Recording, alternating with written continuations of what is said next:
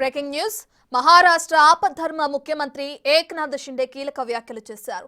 ఎవరిని సీఎంలో BJP high command కే వదిలేశామన్నారు. CM పదవిపై తుది నిర్ణయం ప్రధాని మోదీదే తీసుకుంటారని ఏక్నాథ్ షిండే చెప్పారు. తాను సీఎం అవుతానని ఎప్పుడూ అనుకోలేదన్న షిండే మహావికాస్ అఘాడీకి ప్రజలు తిరస్కరించారన్నారు.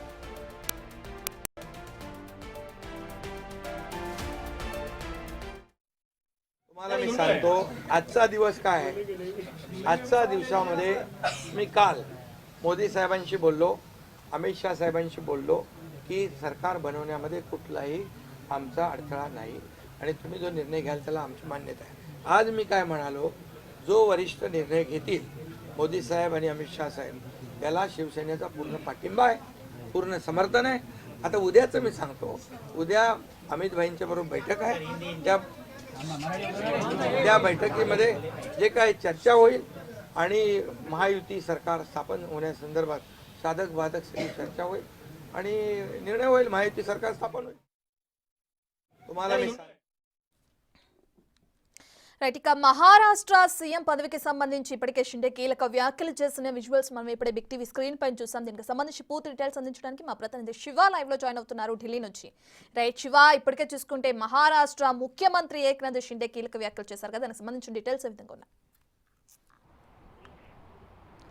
రైట్ రత్న, మహారాష్ట్ర సీఎం అసెంబ్లీ గడువు అనేది నిన్నటితో ముగియడంతో మహారాష్ట్ర ప్రస్తుత సీఎంగా ఉన్న ఏక్నాథ్ షిండే నిన్న గవర్నర్ సిపి రాధాకృష్ణన్కు తన రాజీనామా లేఖను అందించారు. ఈ రాజీనామాను గవర్నర్ కూడా ఆమోదించారు. ఇక ఆపద్ధర్మ ముఖ్యమంత్రిగా president governor CM Eknath Shinde ఆపద్ధర్మ ముఖ్యమంత్రిగా కొనసాగనున్నారు. అయితే నూతన ముఖ్యమంత్రి ఎవరు అనే దానిపై మాత్రం ఇంకా సస్పెన్స్ కొనసాగుతూనే ఉంది. ఈ ముఖ్యమంత్రి పీఠం ఎవరికి దక్కబోతుంది అనే దానిపై పలు ఊహాగానాలు వ్యక్తమవుతున్నాయి. కానీ ఇప్పటికే బీజేపీకే ముఖ్యమంత్రి పదవి దక్కబోతుందంటూ కూడా ఒక ప్రచారం అయితే కొనసాగుతోంది. కానీ ఇప్పుడు కొద్దిసేపటి క్రితం ఆపద్ధర్మ ముఖ్యమంత్రి ఏక్నాథ్ షిండే ఒక కీలక ప్రకటన చేశారు. బీజేపీ ఏ నిర్ణయం తీసుకున్నా, ప్రధాని నరేంద్ర మోడీ ఏ నిర్ణయం తీసుకున్నా దానికి నేను కట్టుబడి ఉంటానంటూ కూడా సీఎం పదవి పైన ఆయన ఒక కీలక ప్రకటన చేశారు. నేను ఎప్పుడూ కూడా సీఎం అవుతానని అనుకోలేదు. బాల్ సాహెబ్ అదే బాల్ ఠాకరే బాటలో నడవాలని నేను అనుకున్నాను. కానీ అక్కడ కొన్ని అనివార్య కారణాల వల్ల ఉద్ధవ్ ఠాకరేతో విడిపోయి రావాల్సి వచ్చింది. తర్వాత బీజేపీతో కలిశాను. అనూహ్య పరిణామాల నేపథ్యంలో నేను ముఖ్యమంత్రి అయ్యాను. ఎప్పుడు కూడా నన్ను ముఖ్యమంత్రి అవుతారని అనుకోలేదంటూ కూడా ఏక్నాథ్ షిండే కొద్దిసేపటి క్రితం ఏర్పాటు చేసిన మీడియా సమావేశంలో తెలియజేశారు. రాష్ట్రం కోసం ఆహర్నిశలు 24 గంటలు పనిచేసాం. రాష్ట్రాన్ని టాప్ ప్లేస్లోకి తీసుకురావడానికి అందరం కలిసి పనిచేశామంటూ కూడా షిండే చెప్తున్నారు.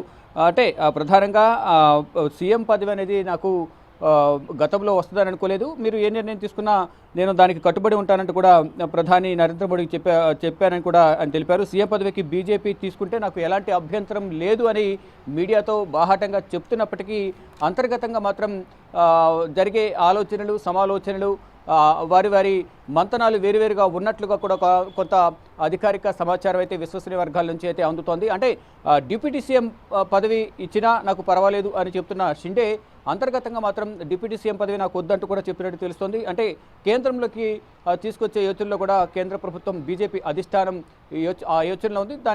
దానికి అనుగుణంగానే ఇప్పుడు మీడియా సమావేశాన్ని ఏర్పాటు చేసి బీజేపీ అధిష్టానం ఏ నిర్ణయం తీసుకున్నా, మోడీ ఏ నిర్ణయం తీసుకున్నా దానికి నేను కట్టుబడి ఉంటానంటూ కూడా ఏక్నాథ్ షిండే మీడియా సమావేశంలో వ్యాఖ్యానించారు. అంటే ముఖ్యమంత్రి పదవి నుంచి ఇప్పటికే అంటే ముగ్గురు ఎన్సీపీ, శివసేన అంటే షిండే వర్గం, మరోవైపు బీజేపీ, ఈ 3 పార్టీలు కూడా మొదట రిజల్ట్ వచ్చిన తర్వాత ముగ్గురు కూడా రేసులో ఉన్నట్టుగా మొత్తం ప్రచారం జరిగింది. తర్వాత అజిత్ పవార్ సీఎం రేస్ నుంచి తప్పుకున్నారు. ఇద్దరి మధ్య గట్టి పోటీ ఉంది, అదే షిండే అలాగే దేవేంద్ర ఫడ్నవీస్. కానీ ఇప్పుడు షిండే కూడా బీజేపీ అధిష్టానం ఏ నిర్ణయం తీసుకుని నేను కట్టుబడి ఉంటానంటూ కూడా ఆయన కూడా ఇండైరెక్ట్గా కొన్ని సంకేతాలు ఇచ్చిన నేపథ్యంలో షిండే కూడా తప్పుకున్నారా, అధికారికంగా ఇక దేవేంద్ర ఫడ్నవీస్ పేరుని ప్రకటించాల్సి ఉందా అనే సందేహం అయితే వ్యక్తమవుతుంది. ఇక రేపు బీజేపీ అగ్రనాయకత్వంతో ఈ ముగ్గురు నేతలు, ఈ కీలక నేతలు ముగ్గురు కూడా రేపు ఢిల్లీకి రాబోతున్నారు. వచ్చి బీజేపీ అగ్రనేతలతో అమిత్ షా అలాగే ప్రధాని నరేంద్ర మోడీతో కూడా వారు కలిసే అవకాశం కనిపిస్తోంది. అంటే ఇటు పార్లమెంట్లో కలుస్తారా లేకపోతే ఇండివిజువల్గా ఇంటికి వెళ్ళి కలుస్తారా అనేది కూడా చూడాల్సింది. ఇప్పుడు పార్లమెంట్ సమావేశాలు కొనసాగుతున్న నేపథ్యంలో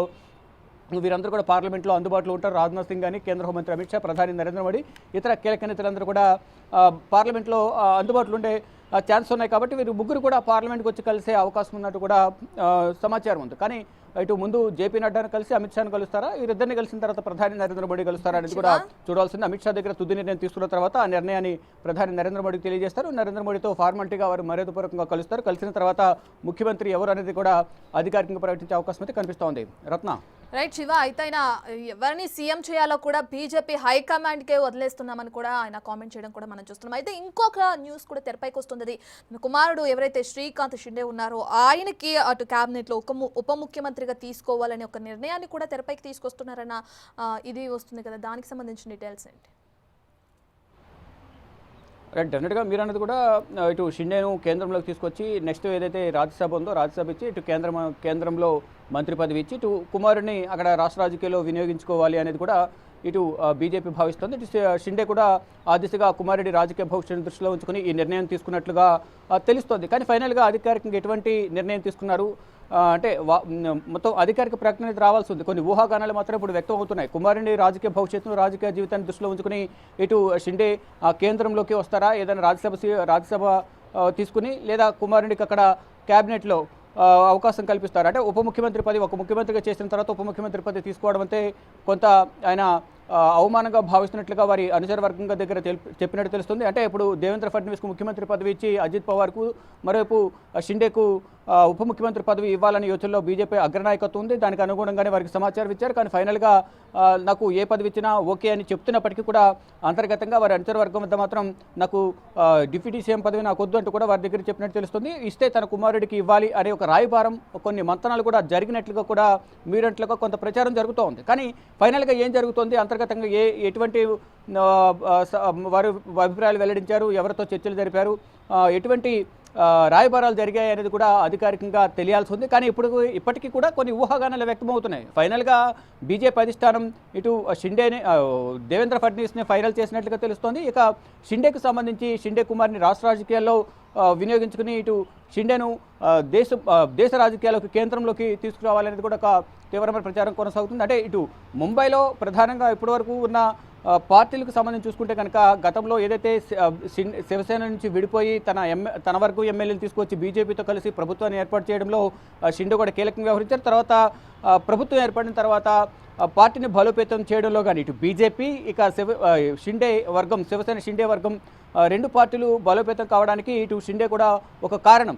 మరోవైపు పార్టీని బలోపేతం చేయడంతో పాటు రాష్ట్రాన్ని అభివృద్ధి చేయడం, రాష్ట్రానికి సంబంధించి ప్రజలకు సంక్షేమ కార్యక్రమాలు అందించడం, రాష్ట్రాన్ని డెవలప్ చేయడంలో కూడా షిండే కీలక పాత్ర పోషించారనేది అందరూ ఒప్పుకోవాల్సిన విషయం. కానీ ఇప్పుడు కూడా షిండేని మరొకసారి ముఖ్యమంత్రి చేయడం ద్వారా రాష్ట్రాన్ని మరింత అభివృద్ధి చేసుకోవచ్చు అనేది షిండే వర్గం చెప్తోంది. కానీ ఇక్కడ సింగిల్ లార్జెస్ట్ పార్టీగా బీజేపీ ఉంది కాబట్టి ఒకసారి బీజేపీకి అవకాశం వల్ల మరొకసారి అంటే మూడోసారి దేవేంద్ర ఫడ్నవీస్ ముఖ్యమంత్రిగా బాధ్యతలు చేపట్టాలి, బీజేపీకి సంబంధించిన వ్యక్తి ముఖ్యమంత్రిగా ఉండాలి అనేది బీజేపీ నేతలు చెప్తున్నారు. కానీ అంటే చెప్తున్నారు కానీ అదే నిజమయ్యే అవకాశం కనిపిస్తోంది. అధికారికంగా ప్రకటన చేయాల్సి ఉంది. కానీ ఇప్పుడు మధ్యలో వీరిద్దరు అజిత్ పవార్, ఎన్సీపీ చీలిపోయిన తర్వాత శరద్ పవార్ చీలిపోయిన అజిత్ పవార్, మరోవైపు షిండే, వీరిద్దరు కూడా పోటీలో ఉన్నారు. మొదట కొంత వ్యతిరేకత వ్యక్తం చేసినప్పటికీ షిండేకు ఇస్తే నేను కూడా రేసులో ఉంటానని అజిత్ పవార్ చెప్పారు. దేవేంద్ర ఫడ్నవీస్కు ఇస్తే నాకు ఎటువంటి అభ్యంతరం లేదని కూడా ఇండైరెక్ట్గా సంకేతాలు పంపించారు అజిత్ పవార్. ఇప్పుడు షిండే కూడా బీజేపీ అధిష్టానం ఏ నిర్ణయం తీసుకున్నా దానికి నేను కట్టుబడి ఉంటానంటే కూడా ఆయన కూడా కొన్ని ఇండికేషన్స్ ఇస్తూ ఉన్నారు. అంటే దాదాపు దేవేంద్ర ఫడ్నవీస్కు లైన్ క్లియర్ అయినట్లే అనేది మనకు వీరి వ్యాఖ్యలను బట్టి మనకు ప్రధానంగా అర్థమవుతోంది.